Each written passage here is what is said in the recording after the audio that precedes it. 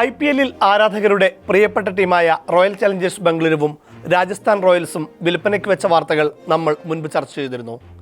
ശതകോടീശ്വരന്മാർ പലരും ലേല നടപടികൾക്കായി തയ്യാറെടുക്കുകയാണ്. RCBയെയും RRനെയും വാങ്ങാൻ നിൽക്കുന്നവരുടെ പട്ടികയിലേക്ക് ഒരാൾ കൂടിയെത്തി. സാക്ഷാൽ മാഞ്ചസ്റ്റർ യുണൈറ്റഡിന്റെ സഹ ഉടമകളായ അവ്രം ഗ്ലേസർ.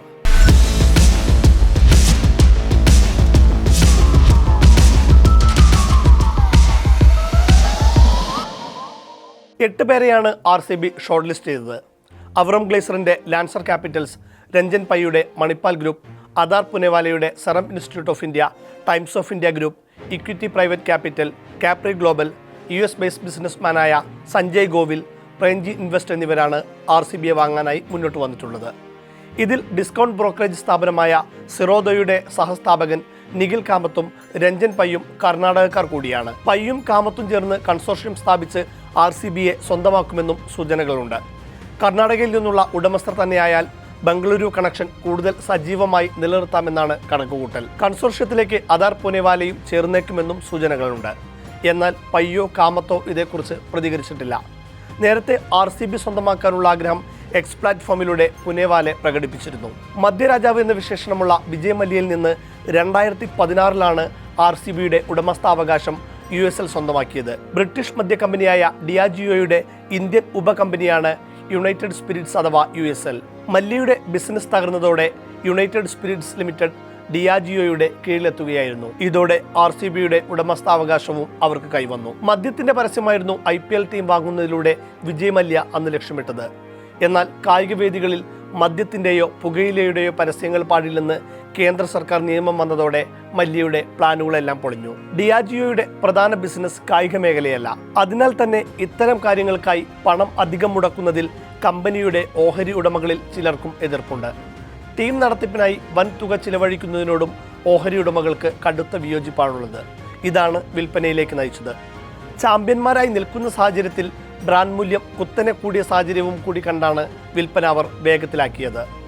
റോയൽ ചലഞ്ചേഴ്സ് ബാംഗ്ലൂരു മാത്രമല്ല, രാജസ്ഥാൻ റോയൽസും വിൽപ്പനയ്ക്ക് വെച്ചിട്ടുണ്ട്.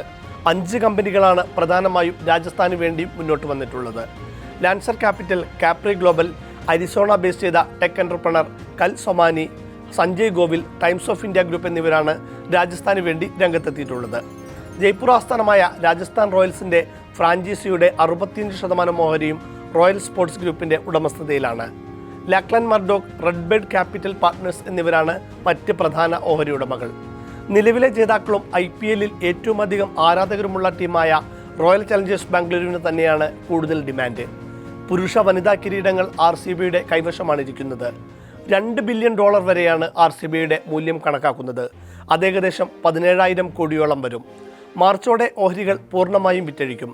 അങ്ങനെയെങ്കിൽ വരാൻ പോകുന്ന IPL-ൽ പുതിയ ഉടമസ്ഥർക്ക് കീഴിലാകും RCB കളിക്കുക.